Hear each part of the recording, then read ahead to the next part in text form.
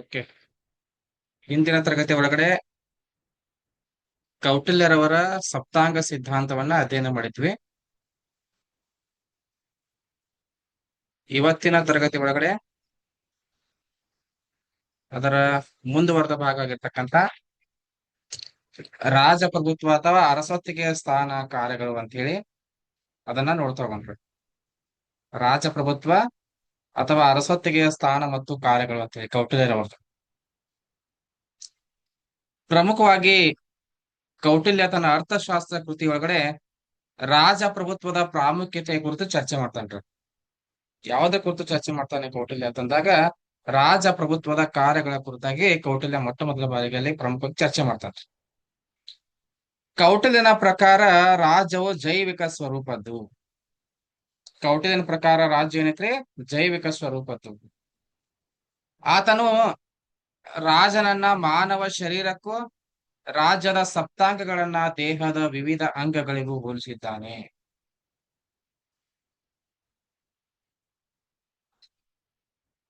ಕೌಟಿಲ್ಯನ ಪ್ರಕಾರ ರಾಜ್ಯ ಜೈವಿಕ ಸ್ವರೂಪದ್ದಾಗಿದೆ. ಆತ ಏನ್ ಮಾಡ್ತಾನೆ? ರಾಜನನ್ನ ಮಾನವ ಶರೀರಕ್ಕೆ ಹೋಲಿಸ್ತಾನೆ, ಮತ್ತ ರಾಜ್ಯದ ಸಪ್ತಾಂಗಗಳನ್ನ ದೇಹದ ವಿವಿಧ ಅಂಗಗಳಿಗೆ ಆತ ಹೋಲಿಕೆ ಮಾಡ್ತಾನೆ. ಕೌಟಿಲ್ಯನ ಪ್ರಕಾರ ರಾಜ್ಯದ ಯೋಗಕ್ಷೇಮವನ್ನ ಕಾಯ್ದುಕೊಂಡು ಹೋಗುವುದರ ಹೊಣೆ ಮುಖ್ಯವಾಗಿ ರಾಜನದಾಗಿರುತ್ತದೆ.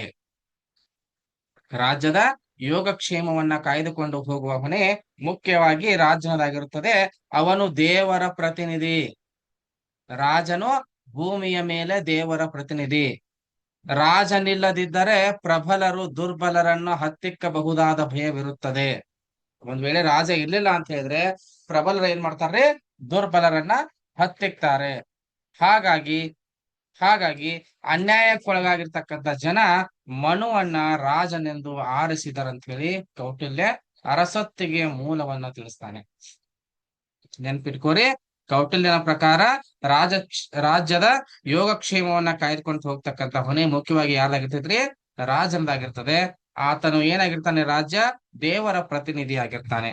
ರಾಜ ಇಲ್ಲದೆ ಹೋದ್ರೆ ದುರ್ಬಲರು ಪ್ರಬಲರನ್ನ ಹತ್ತಿಕ್ಕಬಹುದಾದಂತ ಭಯ ಇರ್ತದೆ.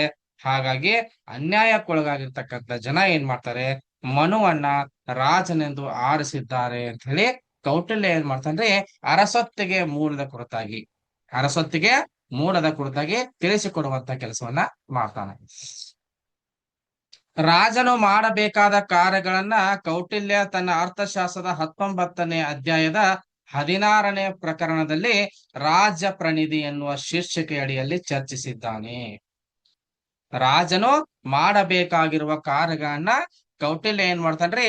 ತನ್ನ ಅರ್ಥಶಾಸ್ತ್ರದ 19ನೇ ಅಧ್ಯಾಯದ 16ನೇ ಪ್ರಕರಣದಲ್ಲಿ ರಾಜ ಪ್ರಣಿಧಿ ಎನ್ನುವಂತಹ ಶೀರ್ಷಿಕೆ ಅಡಿ ಏನ್ ಮಾಡ್ತಾನ್ರಿ? ಕೌಟಿಲ್ಯ ಚರ್ಚೆ ಮಾಡ್ತಾನೆ.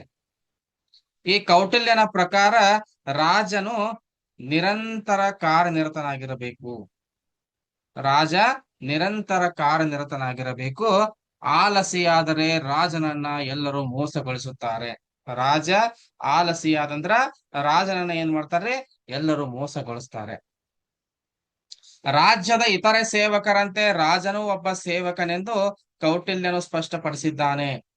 ರಾಜ್ಯದ ಬೇರೆ ಬೇರೆ ಸೇವಕರಂತೆ ರಾಜನು ಕೂಡ ಒಬ್ಬ ಸೇವಕ ಅಷ್ಟೇ, ಅವನು ಮಾಲೀಕ ಅಲ್ಲ ಅಂತ ಹೇಳಿ ಕೌಟಿಲ್ಯ ಏನ್ ಮಾಡ್ತಾನ್ರಿ? ತನ್ನ ಅಭಿಪ್ರಾಯವನ್ನ ಸ್ಪಷ್ಟಪಡಿಸ್ತಾನೆ. ಕೌಟಿಲ್ಯನು ಪ್ರತಿದಿನದ ಹಗಲು ಮತ್ತು ರಾತ್ರಿಗಳನ್ನ 8 ಭಾಗಗಳನ್ನಾಗಿ ವಿಂಗಡಿಸಿ ಪ್ರತಿ ಭಾಗದಲ್ಲಿ ರಾಜನು ನಿರ್ವಹಿಸಬೇಕಾದ ಕರ್ತವ್ಯಗಳನ್ನ ನಿಗದಿಪಡಿಸಿದ್ದಾನೆ. ಕೌಟಿಲ್ಯ ಏನ್ ಮಾಡ್ತಾನ್ರಿ? ಪ್ರತಿದಿನದ ಹಗಲು ಮತ್ತು ರಾತ್ರಿಗಳನ್ನ ಏನ್ ಮಾಡ್ತಾರ್ರಿ? 8 ಭಾಗಗಳನ್ನಾಗಿ ವಿಂಗಡಿಸಿ ಪ್ರತಿ ಭಾಗದಲ್ಲಿ ಇದೆಯಲ್ಲ, ರಾಜ ನಿರ್ವಹಿಸಬೇಕಾಗಿರ್ತಕ್ಕಂಥ, ರಾಜ ಮಾಡ್ಬೇಕಾಗಿರ್ತಕ್ಕಂಥ ಕಾರ್ಯಗಳನ್ನ, ಕರ್ತವ್ಯಗಳನ್ನ ಏನ್ ಮಾಡ್ತಾನ್ರಿ? ನಿಗದಿಗೊಳಿಸಿದ್ದಾನೆ. ಓಕೆ. ಮೊದಲನೇದಾಗಿ ಹಗಲಿನ 8 ಭಾಗಗಳಲ್ಲಿ ಮೊದಲನೇ ಭಾಗದಲ್ಲಿ ರಕ್ಷಣಾ ವ್ಯವಸ್ಥೆ ಮತ್ತು ಆಯವ್ಯಯವನ್ನ ಪರಿಶೀಲಿಸುತ್ತಾನೆ. ಹಗಲಿನ 8 ಭಾಗಗಳಲ್ಲಿ ಮೊದಲನೇ ಭಾಗದಲ್ಲಿ ರಕ್ಷಣಾ ವ್ಯವಸ್ಥೆ ಮತ್ತು ಆಯವ್ಯಯವನ್ನ ಏನ್ ಮಾಡ್ತಾನ್ರಿ? ಪರಿಶೀಲಿಸುತ್ತಾನೆ. ಮೊದಲನೇ ಭಾಗದೊಳಗ ಹಗಲಿನ ಮೊದಲನೇ ಭಾಗ ಇರ್ತದಲ್ಲ, ಹಗಲಿನ 8 ಭಾಗದೊಳಗ ಮೊದಲನೇ ಭಾಗದೊಳಗೆ ಏನ್ ಮಾಡ್ತಾನ್ರಿ? ರಕ್ಷಣಾ ವ್ಯವಸ್ಥೆಯನ್ನ ಮತ್ತು ಆಯವ್ಯಯವನ್ನ ಪರಿಶೀಲಿಸ್ತಾನೆ. ಎರಡನೇ ಭಾಗದಲ್ಲಿ ಪ್ರಜೆಗಳ ಕಾರ್ಯಗಳಿಗೆ ಗಮನ ಹರಿಸುವುದು, ಪ್ರಜೆಗಳ ಸಮಸ್ಯೆಗಳ ಕುರಿತಾಗಿ ಏನ್ ಮಾಡಿದ್ರೆ ಗಮನ ಹರಿಸ್ತಕ್ಕಂಥದ್ದು. ಮೂರನೇ ಭಾಗದಲ್ಲಿ ಸ್ನಾನ, ಭೋಜನ ಹಾಗೂ ವೇದಾಧ್ಯಯನ ಮಾಡಬೇಕು. ಮೂರನೇ ಭಾಗದಲ್ಲಿ ಸ್ನಾನ ಮಾಡಬೇಕು, ಭೋಜನ ಮಾಡಬೇಕು ಮತ್ತು ವೇದಾಧ್ಯಯನವನ್ನ ಮಾಡಬೇಕು. ನಾಲ್ಕನೇ ಭಾಗದಲ್ಲಿ ಕಂದಾಯದಿಂದ ಬಂದ ಬಂಗಾರವನ್ನ ಸ್ವೀಕರಿಸ್ತಕ್ಕಂಥದ್ದು, ಕಂದಾಯದಿಂದ ಬಂದಿರುವಂತಹ ಬಂಗಾರವನ್ನ ಸ್ವೀಕಾರ ಮಾಡ್ತಕ್ಕಂಥದ್ದು ಮತ್ತು ವಿವಿಧ ಆಡಳಿತ ವಿಭಾಗಗಳಿಗೆ ಅಧ್ಯಕ್ಷರನ್ನ ನಿಯೋಜಿಸುವುದು. ವಿವಿಧ ಆಡಳಿತದ ವಿಭಾಗಗಳಿಗೆ ಏನ್ ಮಾಡೋದ್ರಿ ಅಧ್ಯಕ್ಷರನ್ನ ನಿಯೋಜನೆ ಮಾಡ್ತಕ್ಕಂಥದ್ದು ನಾಲ್ಕನೇ ಭಾಗದಲ್ಲಿ. ಐದನೆಯ ಭಾಗದಲ್ಲಿ ಮಂತ್ರಿ ಪರಿಷತ್ತಿನೊಡನೆ ಪತ್ರಗಳ ಮೂಲಕ ವ್ಯವಹರಿಸುವುದು. ಹಗಲಿನ ಐದನೇ ಭಾಗದಲ್ಲಿ ಮಂತ್ರಿ ಪರಿಷತ್ತಿನೊಂದಿಗೆ ಏನ್ ಮಾಡೋದ್ರಿ ಪತ್ರಗಳ ಮೂಲಕ ವ್ಯವಹರಿಸುವುದು ಮತ್ತು ಗೂಢಾಚಾರರು ಸಂಗ್ರಹಿಸಿದ ಮಾಹಿತಿಯನ್ನ ಪಡೆಯುವುದು. ಗೂಢಾಚಾರರು ಸಂಗ್ರಹಿಸಿರುವಂತಹ ಮಾಹಿತಿಯನ್ನ ಪಡಿತಕ್ಕಂಥದ್ದು. ಆರನೆಯ ಭಾಗದಲ್ಲಿ ವಿಶ್ರಾಂತಿ ತೆಗೆದುಕೊಳ್ಳಬಹುದು. ಆರನೇ ಭಾಗದಲ್ಲಿ ವಿಶ್ರಾಂತಿ ತೆಗೆದುಕೊಳ್ಳಬಹುದು ಅಥವಾ ಮಂತ್ರಾಲೋಚನೆ ಮಾಡಬಹುದು. ಆರನೇ ಭಾಗದಲ್ಲಿ ವಿಶ್ರಾಂತಿ ತೆಗೆದುಕೊಳ್ಳಬಹುದು ಅಥವಾ ಮಂತ್ರಾಲೋಚನೆ ಚರ್ಚೆಯನ್ನ ಮಾಡಬಹುದು. ಏಳನೇ ಭಾಗದಲ್ಲಿ ತನ್ನ ಚದುರಂಗ ಸೇನೆಯ ಮೇಲ್ವಿಚಾರಣೆಯನ್ನು ನಡೆಸ್ತಕ್ಕಂಥದ್ದು. ಹಗಲಿನ ಏಳನೇ ಭಾಗದಲ್ಲಿ ಏನ್ ಮಾಡಿದ್ರಿ ತನ್ನ ಚದುರಂಗ ಬಲದ ಮೇಲ್ವಿಚಾರಣೆ ನಡೆಸ್ತಕ್ಕಂಥದ್ದು ರಾಜನ್ ಮಾಡ್ಬೇಕಾದಂತ ಕೆಲಸ. ನೆಕ್ಸ್ಟ್ ಎಂಟನೇ ಅಥವಾ ಹಗಲಿನ ಕೊನೆಯ ಭಾಗದಲ್ಲಿ ಸೇನಾಪತಿಯೊಡನೆ ಯುದ್ಧದ ವಿಷಯವನ್ನ ಚರ್ಚಿಸಬೇಕು. ಹಗಲಿನ ಎಂಟನೇ ಭಾಗದಲ್ಲಿ ಏನ್ ಮಾಡಿದ್ರಿ ಸೇನಾಪತಿಯೊಡನೆ ಯುದ್ಧದ ವಿಷಯವನ್ನ ಚರ್ಚಿಸಬೇಕು ಅಂತ ಹೇಳಿ ಹಗಲಿನ 8 ಭಾಗಗಳ ಕುರಿತಾಗಿ ಏನ್ ಮಾಡ್ತಾನ್ರಿ ಕೌಟಿಲ್ಯ ರಾಜನಿಗೆ ಕರ್ತವ್ಯವನ್ನ ತಿಳಿಸಿ ಹೇಳ್ತಾನೆ. ಇನ್ನೆಷ್ಟ ರಾತ್ರಿ ಭಾಗದ ಕೆಲಸ ನೋಡ್ತಾ ಹೋದ್ರ ರಾತ್ರಿಯ ಮೊದಲ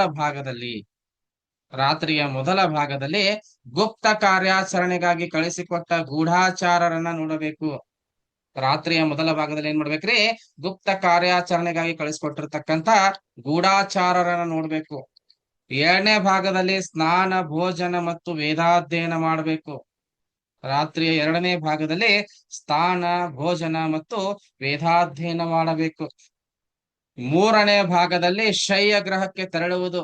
4 ಮತ್ತು 5ನೇ ಭಾಗದಲ್ಲಿ ಸುಖ ನಿದ್ರೆಯನ್ನ ಅನುಭವಿಸ್ತಕ್ಕಂಥದ್ದು. ಮೂರನೇ ಭಾಗದೊಳಗಡೆ ಶಯ್ಯ ಗ್ರಹಕ್ಕೆ ತೆರಳಿ 4 ಮತ್ತು 5ನೇ ಭಾಗದಲ್ಲಿ ನೋಡ್ರಿ ಸುಖ ನಿದ್ರೆಯನ್ನ ಅನುಭವಿಸ್ತಕ್ಕಂಥದ್ದು. ನೆಕ್ಸ್ಟ್ 6ನೇ ಭಾಗದಲ್ಲಿ ವಾದ್ಯ ಘೋಷದೊಡನೆ ಎಚ್ಚರಗೊಂಡು ಶಸ್ತ್ರಾಸ್ತ್ರಗಳನ್ನ ಮತ್ತು ಅಂದು ಮಾಡಬೇಕಾದ ಕಾಲೋಚಿತ ಕಾರ್ಯಗಳನ್ನ ಯೋಚಿಸಬೇಕು. 6ನೇ ಭಾಗದಾಗ ಏನ್ ಮಾಡಿದ್ರಿ ವಾದ್ಯ ಘೋಷದೊಡನೆ ಎಚ್ಚರಗೊಳ್ಳಬೇಕು, ಶಸ್ತ್ರಾಸ್ತ್ರಗಳನ್ನ ಮತ್ತು ಅಂದು ಮಾಡಬೇಕಾದ ಕಾಲೋಚಿತ ಕಾರ್ಯಗಳನ್ನ ಏನ್ ಮಾಡ್ಬೇಕಾತ ಯೋಚಿಸಬೇಕು ಅಂತ ಹೇಳ್ತಾರೆ. ನೆಕ್ಸ್ಟ್ 7ನೇ ಭಾಗದಲ್ಲಿ ಏನ್ ಮಾಡೋದ್ರಿ ಆಡಳಿತ ವಿಚಾರಗಳನ್ನ ವಿವೇಚಿಸಿ ಬೇಹುಗಾರರನ್ನ ಅವರವರ ಕಾರ್ಯಗಳಿಗೆ ನೇಮಿಸುವನು. 7ನೇ ಭಾಗದಲ್ಲಿ ಏನ್ ಮಾಡ್ತಾನ್ರಿ ಆಡಳಿತ ವಿಚಾರಗಳನ್ನ ವಿವೇಚಿಸಿ ಬೇಹುಗಾರರನ್ನ ಅವರವರ ಕಾರ್ಯಗಳಿಗೆ ನೇಮಿಸುವಂತ ಕೆಲಸವನ್ನ ಮಾಡ್ತಕ್ಕಂಥದ್ದು. 8ನೇ ಭಾಗದಲ್ಲಿ ರಾಜ್ಯಸಭೆಗೆ ತೆರಳುವನು. 8ನೇ ಭಾಗದಲ್ಲಿ ಏನ್ ಮಾಡಿದ್ರೆ ರಾಜ್ಯಸಭೆಗೆ ತೆರಳುವನು. ಈ ತರ ಏನಿದ್ರೆ ಹಗಲು ಮತ್ತು ರಾತ್ರಿಯ ಕಾರ್ಯಗಳನ್ನ ಕೌಟಿಲ್ಯ ರಾಜನಿಗೆ ತಿಳಿಸ್ಕೊಟ್ಟಿರ್ತಕ್ಕಂಥದ್ದು. ಮತ್ತೆ ಏನೇನ್ ಮಾಡ್ಬೇಕು ರಾಜ ಅಂತ ನಾವು ನೋಡ್ತಾ ಹೋದಾಗ, ರಾಜನು ಆಸ್ಥಾನದಲ್ಲಿ ಕುಳಿತಿದ್ದಾಗ ಜನರಿಗೆ ಸುಲಭವಾಗಿ ಲಭ್ಯವಾಗಬೇಕು. ಅಂದ್ರ ಜನರಿಂದ ಅಂತರವನ್ನ ಕಾಯ್ಕೊಂಡಿರಬಾರ್ದು.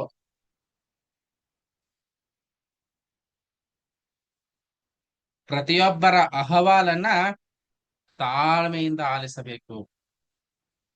ಪ್ರತಿಯೊಬ್ಬರ ಅಹವಾಲನ್ನ ಏನ್ ಮಾಡ್ಬೇಕ್ರಿ ತಾಳ್ಮೆಯಿಂದ ಆಲಿಸಬೇಕು. ವಿದ್ವಾಂಸರು ಮತ್ತು ತಪಸ್ವಿಗಳನ್ನ ಗೌರವ ಪೂರ್ವಕವಾಗಿ ಬರಮಾಡಿಕೊಳ್ಳಬೇಕು ಅಂತ ಹೇಳಿ ನೆನಪಿಟ್ಕೋರಿ. ವಿದ್ವಾಂಸರನ್ನ ಮತ್ತು ತಪಸ್ವಿಗಳನ್ನ ಏನ್ ಮಾಡ್ಬೇಕ್ರಿ ಗೌರವ ಪೂರ್ವಕವಾಗಿ ಬರಮಾಡಿಕೊಳ್ಳಬೇಕು. ನೆಕ್ಸ್ಟ್ ರಾಜನಿಗೆ ಕರ್ತವ್ಯ ನಿಷ್ಠೆ ವ್ರತಾಚರಣೆಯಾಗಿರುತ್ತದೆ. ನೆನಪಿಟ್ಕೋರಿ, ರಾಜನಿಗೆ ವ್ರತಾಚರಣೆ ಯಾವುದು ಕರ್ತವ್ಯ ನಿಷ್ಠೆ ಏನಿರ್ತದಲ್ಲ ಅದೇ ವ್ರತಾಚರಣೆಯಾಗಿರ್ತದೆ ಅಂತ ಹೇಳಿ.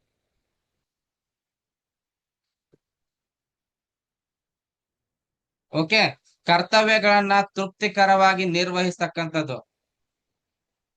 ಕರ್ತವ್ಯಗಳನ್ನ ತೃಪ್ತಿಕರವಾಗಿ ನಿರ್ವಹಣೆ ಮಾಡ್ತಕ್ಕಂಥದ್ದು ಏನೈತಲ್ಲ ಅವನಿಗೆ ಯಜ್ಞಾಚರಣೆ. ರಾಜನಿಗೆ ಯಜ್ಞಾಚರಣೆ ಯಾವುದು ಅಂತಂದಾಗ ಕರ್ತವ್ಯಗಳನ್ನ ತೃಪ್ತಿಕರವಾಗಿ ತೃಪ್ತಿಕರವಾಗಿ ಕರ್ತವ್ಯಗಳನ್ನ ಮಾಡ್ತಕ್ಕಂಥದ್ದೇ ಆತನಿಗೆ ಯಜ್ಞಾಚರಣೆ ಆಗಿರ್ತದೆ. ಎಲ್ಲರನ್ನ ಸಮಭಾವನೆಯಿಂದ ನೋಡಿಕೊಳ್ಳುವುದೇ ಅವನು ಕೊಡಬೇಕಾದ ಯಜ್ಞ ದಕ್ಷಿಣೆ. ಯಜ್ಞ ದಕ್ಷಿಣೆ ಅಂದ್ರೆ ಏನ್ರಿ? ಎಲ್ಲರನ್ನ ಸಮಭಾವದಿಂದ ನೋಡ್ಕೊಳ್ತಕ್ಕಂಥದ್ದು ಅವನು ಕೊಡಬೇಕಾಗಿರ್ತಕ್ಕಂಥ ಯಜ್ಞ ದಕ್ಷಿಣೆ. ಮಂತ್ರಿಗಳು ರಾಜನಿಗೆ ಕಣ್ಣುಗಳು, ಆದ್ದರಿಂದ ತುರ್ತು ವಿಷಯಗಳ ಬಗ್ಗೆ, ಪ್ರಾಣಾಪಾಯದಿಂದ ಶಂಕೆಯುಳ್ಳ ಕೆಲಸಗಳ ಬಗ್ಗೆ ಮಂತ್ರಿಗಳನ್ನ ಕರೆದು ಸಮಾಲೋಚನೆ ಮಾಡ್ಬೇಕು. ಅಂದ್ರೆ ಪ್ರತಿಯೊಂದು ವಿಷಯದ ಕುರಿತು ಯಾರ ಜೊತೆ ಆತ ಚರ್ಚೆ ಮಾಡ್ಬೇಕು ರಾಜ ತಂದಾಗ ಮಂತ್ರಿಗಳ ಜೊತೆಗೆ ಚರ್ಚೆ ಮಾಡ್ಬೇಕು ಅಂತ ಹೇಳಿ ಹೇಳ್ತಾರೆ. ಇದು ರಾಜನ ಕಾರ್ಯಗಳು, ಕರ್ತವ್ಯಗಳು ಅಂತ ಹೇಳಿ ನಾವು ನೋಡ್ತೀವಿ. ಇನ್ನು ಬಹಳ ಇಂಪಾರ್ಟೆಂಟ್ ಆಗಿ ಪರೀಕ್ಷಾ ದೃಷ್ಟಿಯಿಂದ ಒಂದು ಪ್ರಶ್ನೆ ಬರ್ತಾ ಇರ್ತದೆ. ಅದ್ ಯಾವುದು ಅಂದಾಗ ಕೌಟಿಲ್ಯನ ಮಂಡಲ ಸಿದ್ಧಾಂತ ಅಂತ ಹೇಳಿ. ಕೌಟಿಲ್ಯನ ಮಂಡಲ ಸಿದ್ಧಾಂತ. ಒಂದ್ ಸೆಕೆಂಡ್ ಇದೆ.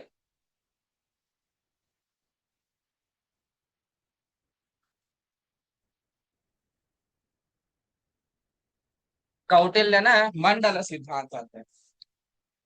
ಮಂಡಲ ಸಿದ್ಧಾಂತ ನೋಡೋಕ್ಕಿಂತ ಮುಂಚಿತವಾಗಿ ಮಂಡಲ ಅಂತಂದ್ರೆ ಏನು, ಮಂಡಲ ಅಂತಂದ್ರೆ ಏನು ಅಂತ ನೋಡಿದಾಗ ಮಂಡಲವೆಂದರೆ ವ್ಯೂಹ ಎಂದರ್ಥ. ಮಂಡಲವೆಂದರೆ ವ್ಯೂಹವೆಂದರ್ಥ. ಇದರ ಪ್ರಕಾರ ಒಂದು ದೇಶವು ಹಲವು ಸಣ್ಣ ಪ್ರಾಂತ್ಯಗಳಾಗಿ ವಿಭಜಿಸಲ್ಪಡುತ್ತದೆ. ಮಂಡಲ ಸಿದ್ಧಾಂತದ ಪ್ರಕಾರ ಒಂದು ದೇಶವು ಹಲವು ಸಣ್ಣ ಪ್ರಾಂತ್ಯವಾಗಿ ವಿಭಜಿಸಲ್ಪಡುತ್ತದೆ. ಇವುಗಳಲ್ಲಿ ಒಬ್ಬನು ಅತ್ಯಂತ ಮಹತ್ವಾಕಾಂಕ್ಷಿಯಾಗಿದ್ದು ಅವನು ಉಳಿದೆಲ್ಲದರ ಮುಖಂಡನಾಗಿರುತ್ತಾನೆ. ಮಂಡಲ ಸಿದ್ಧಾಂತದೊಳಗಡೆ ಒಬ್ಬ ಏನಾಗಿರ್ತಾನೆ? ಅತ್ಯಂತ ಮಹತ್ವಾಕಾಂಕ್ಷೆ ಉಳ್ಳವನಾಗಿರ್ತಾನೆ. ಅವನು ಅವೆಲ್ಲದರ ಮುಖಂಡನಾಗಿರುತ್ತಾನೆ. ಈತನನ್ನ ವಿಜಗಿಷು ವಿಜಗಿಷು ವಿಜಗಿಷು ಎಂದು ಕರೆಯುತ್ತಾರೆ. ಮಂಡಲದಲ್ಲಿ ಪ್ರಮುಖ ಪ್ರಾಂತ್ಯವು ವಿಜಗಿಷುವಿಗೆ ಸೇರಿದ್ದು. ಮಂಡಲದಲ್ಲಿ ಏನೈತ್ರಿ? ಪ್ರಮುಖ ಪಾತ್ರ ಅಥವಾ ಪ್ರಮುಖ ಸ್ಥಾನ ಯಾರು ಸೇರಿದ್ರಿ? ವಿಜಗಿಷುವಿಗೆ ಸೇರ್ತಕ್ಕಂಥದ್ದು. ಸುತ್ತಮುತ್ತಲಿರುವ ರಾಜ್ಯಗಳನ್ನ ತನ್ನ ಅಧೀನಕ್ಕೆ ಒಳಪಡಿಸಿಕೊಂಡು ಅವುಗಳ ಕೇಂದ್ರ ಬಿಂದುವಾಗಿ ವಿಜಗಿಷು ಆಡಳಿತ ನಡೆಸುತ್ತಾನೆ. ತನ್ನ ಸುತ್ತಮುತ್ತ ಇರ್ತಕ್ಕಂಥ ರಾಜ್ಯಗಳನ್ನ ತನ್ನ ಅಧೀನಕ್ಕೆ ತೆಗೆದುಕೊಂಡು, ತನ್ನ ಅಧೀನಕ್ಕೆ ಒಳಪಡಿಸಿಕೊಂಡು ಅವುಗಳ ಕೇಂದ್ರ ಬಿಂದುವಾಗಿ ಆತ ಏನ್ ಮಾಡ್ತಾನೆ? ವಿಜಗಿಷು ಆಡಳಿತವನ್ನ ಅಥವಾ ಕಾರ್ಯವನ್ನ ನಿರ್ವಹಿಸ್ತಾನೆ ಅಂತ ಹೇಳಿ. ಪ್ರಮುಖವಾಗಿ ಕೌಟಿಲ್ಯನ ಮಾತಿನಲ್ಲಿ ಹೇಳೋದಾದ್ರ ಹತ್ತಿರವಿರುವ ರಾಷ್ಟ್ರಗಳಲ್ಲಿ ವೈರತ್ವದ ಅಂಶ ಹೆಚ್ಚು. ಹತ್ತಿರವಿರುವ ರಾಷ್ಟ್ರಗಳಲ್ಲಿ ಏನೈತ್ರಿ? ವೈರತ್ವದ ಅಂಶ ಹೆಚ್ಚು. ಮತ್ತು ದೂರದ ರಾಷ್ಟ್ರಗಳಲ್ಲಿ ವೈರತ್ವದ ಅಂಶ ಕಡಿಮೆ ಅಂತ ಹೇಳ್ತಾರೆ.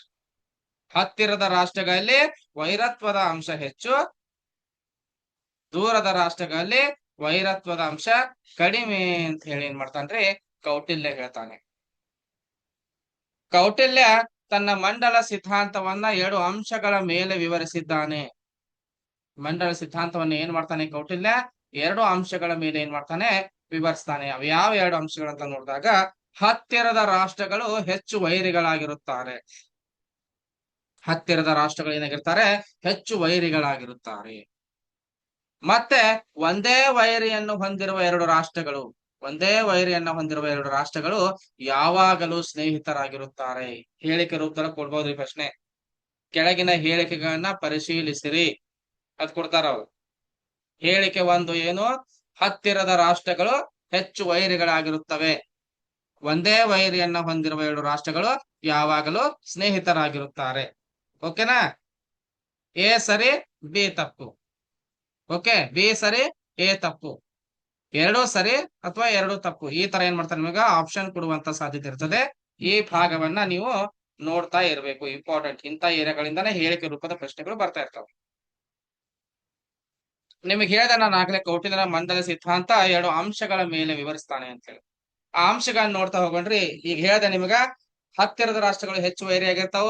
ಒಂದೇ ವೈರಿಯನ್ನು ಹೊಂದಿರತಕ್ಕಂತ 2 ರಾಷ್ಟ್ರಗಳು ಏನಾಗಿರ್ತಾವ್ರಿ? ಯಾವಾಗ್ಲೂ ಸ್ನೇಹಿತರಾಗಿರ್ತವೆ ಅಂತ ಹೇಳಿ. ನಾವು ಉದಾಹರಣೆಯನ್ನ ನೋಡ್ತಾ ಹೋದ್ವಿ ಅಂದ್ರೆ, ಈಗ ಉದಾಹರಣೆ ಏನ್ರಿ?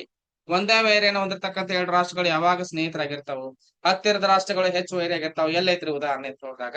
ಉದಾಹರಣೆ ನೋಡ್ರಿ, ಭಾರತ ಮತ್ತು ಪಾಕಿಸ್ತಾನ ಇವು ವೈರಿ ರಾಷ್ಟ್ರಗಳಾಗಿವೆ. ಅಂದ್ರೆ ಹತ್ತಿರದ ರಾಷ್ಟ್ರಗಳು ಅಕ್ಕಪಕ್ಕನ ಅದಾವ್ರಿ. ಭಾರತ ಮತ್ತು ಪಾಕಿಸ್ತಾನ ಅಕ್ಕಪಕ್ಕನ ಅದಾವು. ಇವು ವೈರಿ ರಾಷ್ಟ್ರಗಳಾಗಿವೆ. ಆದ್ರೆ ಚೀನಾ ಮತ್ತು ಪಾಕಿಸ್ತಾನ ಮಿತ್ರ ರಾಷ್ಟ್ರಗಳಾಗಿವೆ. ಇವರಿಬ್ಬರಿಗೆ ಯಾರ್ರಿ ಶತ್ರು ಯಾರು ಅಂತಂದಾಗ ಭಾರತ.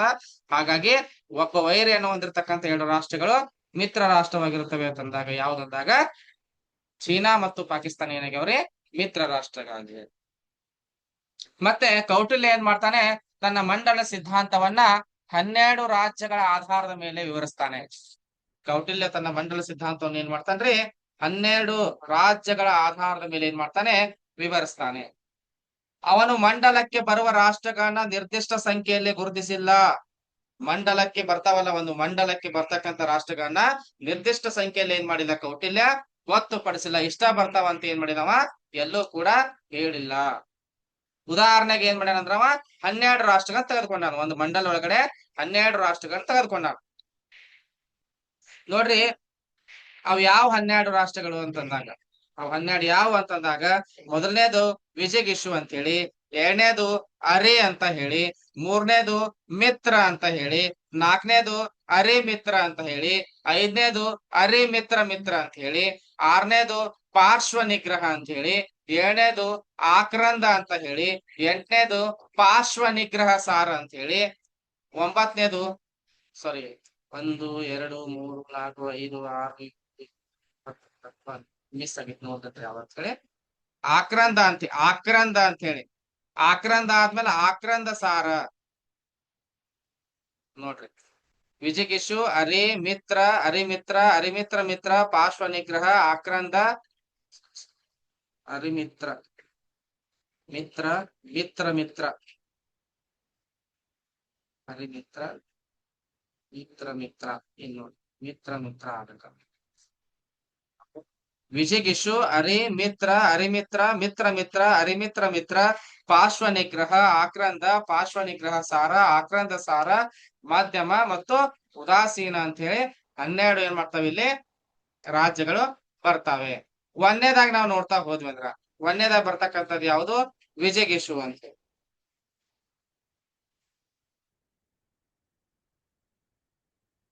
ಒಂದನೇದಾಗ ಬರ್ತಕ್ಕಂಥದ್ದು ಯಾವ್ದ್ರಿ ವಿಜಯಗಿಷು ಅಂತ ಹೇಳಿ. ಈ ವಿಜಯಗಿಷು ಏನಾಗಿರ್ತಾನೆ ಇಡೀ ಮಂಡಲದ ಕೇಂದ್ರ ಬಿಂದುವಾಗಿರುತ್ತಾನೆ. ವಿಜಯಗಿಷು ಏನಾಗಿರ್ತಾನೆ ಇಡೀ ಮಂಡಲದ ಕೇಂದ್ರ ಬಿಂದುವಾಗಿರುತ್ತಾನೆ. ಇವನು ಎಲ್ಲಾ ರಾಜ್ಯಗಳನ್ನ ತನ್ನ ಅಧೀನದಲ್ಲಿಟ್ಟುಕೊಳ್ಳಲು ಬಯಸುತ್ತಾನೆ. ವಿಜಯಗಿಷು ನೋಡ್ರಿ ಕೌಟಿಲ್ಯನ ಮಂಡಲ ಸಿದ್ಧಾಂತದ ಕೇಂದ್ರ ಬಿಂದು ಯಾರಂತ ಕೇಳ್ಬೋದು, ನೆನಪಿಟ್ಕೋರಿ ವಿಜಯಗಿಷು. ಈ ವಿಜಯಗಿಷು ಇದಾನಲ್ಲ ಇವನು ಇಡೀ ಮಂಡಲದ ಕೇಂದ್ರ ಬಿಂದು ಆಗಿರ್ತಾನೆ. ಇವನು ಎಲ್ಲಾ ರಾಜ್ಯಗಳನ್ನ ತನ್ನ ಅಧೀನದಲ್ಲಿ ಇಟ್ಕೊಳ್ಳೋದಕ್ಕೆ ಬಯಸ್ತಾನೆ. ಯಾವುದೇ ಸಾಮಂತ ರಾಜರನ್ನ ಸ್ವತಂತ್ರರಾಗುವುದಕ್ಕೆ ಈ ವಿಜಯಗಿಷು ಬಿಡುವುದಿಲ್ಲ. ಈತನು ತನ್ನದೇ ಆದ ಪ್ರಭಾವವನ್ನ ಸೃಷ್ಟಿ ಮಾಡ್ಕೊಳ್ಳೋದಕ್ಕೆ ಏನ್ ಮಾಡ್ತಾನೆ ಬಯಸುತ್ತಾನೆ ಅಂತ ಹೇಳಿ ಕೌಟಿಲ್ಯರವರು ಹೇಳ್ತಾರೆ. ಇನ್ನು ಎರಡನೇದು ಯಾವುದು ಅಂದಾಗ ಅರೆ ಅಂತ ಹೇಳಿ. ಅರೆ ಈ ಅರೆ ವಿಜಯಗಿಷುವಿನ ಶತ್ರುವಾಗಿದ್ದಾನೆ. ಯಾಕಂದ್ರೆ ಪಕ್ಕದ ರಾಜ್ಯ, ವಿಜಯಗಿಷುವಿನ ಪಕ್ಕದ ರಾಜ್ಯ ಯಾವ್ದ್ರೆ ಅರೆ. ಹಾಗಾಗಿ ಅರೆ ಏನಾಗ್ಯಾನು ವಿಜಯಗಿಷುವಿನ ಶತ್ರುವಾಗಿದ್ದಾನೆ. ಅರೆಯು ವಿಜಯಗಿಷುವಿಗೆ ಪಕ್ಕದ ರಾಜ. ಮೇಲಿನ ನಿಯಮದ ಪ್ರಕಾರ ವಿಜಯಗಿಷುವಿಗೆ ಶತ್ರು ರಾಷ್ಟ್ರವಾಗಿದೆ. ಅರೆಯು ಪ್ರಭಾವಯುತವಾಗುವುದನ್ನ ತಡೆಯುವುದೇ ವಿಜಯಗಿಷುವಿನ ಪ್ರಮುಖ ಕೆಲಸ. ಅರೆಯು ಪ್ರಭಾವಯುತವಾಗುವುದನ್ನ ತಡೆಯುವುದೇ ಏನಾಗಿದ್ರಿ ವಿಜಯಗಿಷುವಿನ ಪ್ರಮುಖ ಕೆಲಸ. ಯಾಕೆ ಪ್ರಭಾವಿತವಾಗುವುದನ್ನ ತಡೆಯಂದ್ರ ಈತ ಮಹತ್ವಾಕಾಂಕ್ಷಿ ಆಗಿರ್ತಾನೋ, ಏನಾದ್ರೂ ವಿಶೇಷವಾದದನ್ನ ಮಾಡ್ಬೇಕನ್ನೋ ಆಗಿರ್ತಾನೋ. ಹಾಗಾಗಿ ಅರೆಯು ಪ್ರಭಾವಯುತವಾಗುವುದನ್ನ ತಡಿತಕ್ಕಂಥದ್ದು ಏನೈತ್ರಿ ವಿಜಯಗಿಷುವಿನ ಪ್ರಮುಖವಾದಂತಹ ಕಾರ್ಯವಾಗಿದೆ. ನೆಕ್ಸ್ಟ್ ಮಿತ್ರ ಮಿತ್ರ ಸಾರಿ ಮಿತ್ರ ಮಿತ್ರ ಮಿತ್ರ ಅಲ್ಲ ಮಿತ್ರ. ಅರಿಯ ನಂತರ ಬರುವ ರಾಜ್ಯವು ಮಿತ್ರ. ಅರಿಯ ನಂತರ ಬರುವ ರಾಜ್ಯವು ಮಿತ್ರ. ಇಲ್ಲಿ ವಿಜಯಗಿಷು ಮತ್ತು ಮಿತ್ರ ಸ್ನೇಹಿತರಾಗಿದ್ದು ಒಬ್ಬರೊಡನೊಬ್ಬರು ಸಹಕಾರ ಮನೋಭಾವ ಉಳ್ಳವರಾಗಿರುತ್ತಾರೆ. ಅರಿಯ ನಂತರ ಬರ್ತಕ್ಕಂಥ ರಾಜ್ಯ ಮಿತ್ರ. ಇಲ್ಲಿ ವಿಜಯಗಿಷು ಮತ್ತು ಮಿತ್ರ ಸ್ನೇಹಿತರಾಗಿದ್ದು ಒಬ್ಬರೊಡನೊಬ್ಬರು ಸಹಕಾರ ಮನೋಭಾವ ಉಳ್ಳವರಾಗಿರುತ್ತಾರೆ. ವಿಜಯಗಿಷು ಮತ್ತು ಮಿತ್ರ ಇವೆರಡೂ ಸಾಮಾನ್ಯವಾಗಿ ಅರಿಯ ಭೂಕ್ಷೇತ್ರದ ಮೇಲೆ ಬರುತ್ತಾರೆ. ಓಕೆ, ವಿಜಯಗಿಷು ಮತ್ತು ಮಿತ್ರ ಇವೆರಡು ಸ್ನೇಹಿತರಾಗಿರ್ತಾರೋ.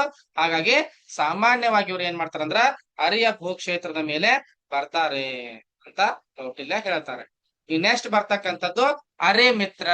ಅರೆ ಮಿತ್ರ ಅರೆ ಮಿತ್ರದ ಬಗ್ಗೆ ನೋಡ್ತಾ ಹೋದ್ರಂದ್ರ ಮಿತ್ರ ಕ್ಷೇತ್ರದ ಮೇಲೆ ಬರುವ ರಾಜ್ಯವೇ ಅರೆ ಮಿತ್ರ. ಮಿತ್ರ ಕ್ಷೇತ್ರದ ಮೇಲೆ ಬರುವ ರಾಜ್ಯವೇ ಅರಿಮಿತ್ರ. ಇದು ಅರಿಗೆ ಸ್ನೇಹಿತನಾಗಿದ್ದು ಸಾಮಾನ್ಯವಾಗಿ ಮಿತ್ರ ಮತ್ತು ವಿಜಗಿಷುವಿಗೆ ಶತ್ರುವಾಗಿರುತ್ತದೆ. ನೋಡ್ರಿ, ಮಿತ್ರ ಕ್ಷೇತ್ರದ ಮೇಲೆ ಬರುವ ರಾಜ್ಯವೇ ಅರಿಮಿತ್ರ. ಇದು ಅರಿಗೆ ಸ್ನೇಹಿತನಾಗಿದ್ದು ಸಾಮಾನ್ಯವಾಗಿ ಏನಾಗಿರ್ತಂದ್ರ ವಿಜಗಿಷುವಿಗೆ ಶತ್ರು ರಾಷ್ಟ್ರವಾಗಿರುತ್ತದೆ. ಮತ್ತೆ ಅರಿ ಮತ್ತು ಅರಿಮಿತ್ರ ಎರಡೂ ಸೇರಿಕೊಂಡು ತಮ್ಮದೇ ಆದ ಕೇಂದ್ರವನ್ನ ಸ್ಥಾಪಿಸಬೇಕೆಂದು ತಮ್ಮ ತಮ್ಮಲ್ಲಿ ಒಪ್ಪಂದ ಮಾಡಿಕೊಂಡಿರ್ತಾರೆ. ಅರಿ ಮತ್ತು ಅರಿಮಿತ್ರ ಇವರಿಬ್ರು ಏನ್ ಮಾಡಿರ್ತಾರೆ, ಎರಡೂ ಸೇರ್ಕೊಂಡು ತಮ್ಮದೇ ಆದ ಪ್ರಭಾವವನ್ನ ಕೇಂದ್ರವನ್ನ ಸ್ಥಾಪಿಸ್ಬೇಕಂತ ತಿಳ್ಕೊಂಡು ತಮ್ಮಲ್ಲಿ ಏನ್ ಮಾಡ್ತಾರ್ರಿ, ಒಪ್ಪಂದವನ್ನ ಮಾಡ್ಕೊಂಡಿರ್ತಾರೆ. ನೆಕ್ಸ್ಟ್ ಬರ್ತಕ್ಕಂಥದ್ದು ಯಾವುದು ಅಂದಾಗ ಮಿತ್ರ ಮಿತ್ರ ಮಿತ್ರ ಮಿತ್ರ ಅಂತ. ಅರಿಮಿತ್ರನ ಭೂಕ್ಷೇತ್ರದ ಮೇಲೆ ಬರುವಂತಹ ರಾಜ್ಯವನ್ನ ಕೌಟಿಲ್ಯ ಏನಂತ ಕರೆದನ್ರಿ, ಮಿತ್ರ ಮಿತ್ರ ಎಂದು ಕರೆದಿದ್ದಾನೆ. ಅರಿಮಿತ್ರನ ಭೂಕ್ಷೇತ್ರದ ಮೇಲೆ ಬರುವ ರಾಜ್ಯವನ್ನ ಕೌಟಿಲ್ಯ ಏನಂತ ಕರೆದನ್ರಿ, ಮಿತ್ರ ಮಿತ್ರ ಅಂತ ಕರೆದಿದ್ದಾನೆ. ವಿಜಯಗಿಶುವಿನ ಸ್ನೇಹಿತ ರಾಷ್ಟ್ರವಾದ ಮಿತ್ರನ ಜೊತೆ ಸಂಬಂಧವನ್ನ ಇಟ್ಟುಕೊಂಡಿದ್ದು ಅರಿ ಮತ್ತು ಅರಿಮಿತ್ರನಿಗೆ ಏನಾಗೈತ್ರಿ, ಶತ್ರುವಾಗಿದೆ. ಮತ್ತೊಮ್ಮೆ ಹೇಳ್ತೀನಿ, ಕೇಳಿಸ್ಕೊಡ್ರಿ. ಅರಿಮಿತ್ರನ ಭೂಕ್ಷೇತ್ರದ ಮೇಲೆ ಬರುವಂತಹ ರಾಜ್ಯವನ್ನ ಕೌಟಿಲ್ಯನು ಮಿತ್ರ ಮಿತ್ರ ಎಂಬುದಾಗಿ ಕರೆದಿದ್ದು ವಿಜಯಗಿಶುವಿನ ಸ್ನೇಹಿತ ರಾಷ್ಟ್ರವಾಗಿರ್ತಕ್ಕಂತಹ ಮಿತ್ರನ ಜೊತೆಗೆ ಇದು ಸಂಬಂಧ ಹೊಂದಿದ್ದು ಅರಿಮಿತ್ರನಿಗೆ ಏನಾಗೈತ್ರಿ, ಶತ್ರು ರಾಷ್ಟ್ರವಾಗಿದೆ ಅಂತ ಹೇಳ್ಕೊಳ್ತೀವಿ. ನೆಕ್ಸ್ಟ್ ಬರ್ತಕ್ಕಂಥದ್ದು ಅರಿಮಿತ್ರ ಮಿತ್ರ ಅರಿಮಿತ್ರ ಮಿತ್ರ ಅಂತ ಹೇಳಿ. ಅರಿಮಿತ್ರ ಮಿತ್ರ ಇದು ಮಿತ್ರನ ಭೂಕ್ಷೇತ್ರದ ರಾಜ್ಯದ ಮೇಲೆ ಬರುತ್ತಿದ್ದ ಅರಿಮಿತ್ರನ ಸ್ನೇಹಿತ ರಾಷ್ಟ್ರವಾಗಿದ್ದು ವಿಜಯಗಿಶುವಿಗೆ ಶತ್ರುವಾಗಿದೆ. ಅರಿಮಿತ್ರ ಮಿತ್ರ ಏನಾಗೈತ್ರಿ, ಇದು ಮಿತ್ರನ ಭೂಕ್ಷೇತ್ರದ ರಾಜ್ಯದ ಮೇಲೆ ಬರುತ್ತಿದ್ದ ಅರಿಮಿತ್ರನ ಸ್ನೇಹಿತ ರಾಷ್ಟ್ರವಾಗಿದ್ದು ವಿಜಯಗಿಶುವಿಗೆ ಶತ್ರು ರಾಷ್ಟ್ರವಾಗಿದೆ. ನೆಕ್ಸ್ಟ್ ಪಾರ್ಶ್ವ ನಿಗ್ರಹ ಅಂತ ಹೇಳಿ. ವಿಜಯಗಿಶುವಿನ ಭೂಕ್ಷೇತ್ರದ ಮೇಲೆ ಬರುವ ಈ ರಾಷ್ಟ್ರವನ್ನ ಪಾರ್ಶ್ವ ನಿಗ್ರಹ ಎಂದು ಕರೆದಿದ್ದಾರೆ. ವಿಜಯಗಿಶುವಿನ ಭೂಕ್ಷೇತ್ರದ ಮೇಲೆ ಬರುವಂತಹ ಈ ರಾಜ್ಯವನ್ನ ಏನಂತ ಕರೆದಿದ್ದಾರೆ, ಪಾರ್ಶ್ವ ನಿಗ್ರಹ ಅಂತ ಕರೆದಿದ್ದಾರೆ. ಇದು ವಿಜಯಗಿಶುವಿಗೆ ಶತ್ರು ಆಗಿದ್ದು ಸಮಯ ಸಂದರ್ಭ ನೋಡಿ ಹಿಂಬದಿಯಿಂದ ವಿಜಯಗಿಶುವಿನ ಮೇಲೆ ಆಕ್ರಮಣ ಮಾಡಲು ಹೊಂಚು ಹಾಕುತ್ತದೆ.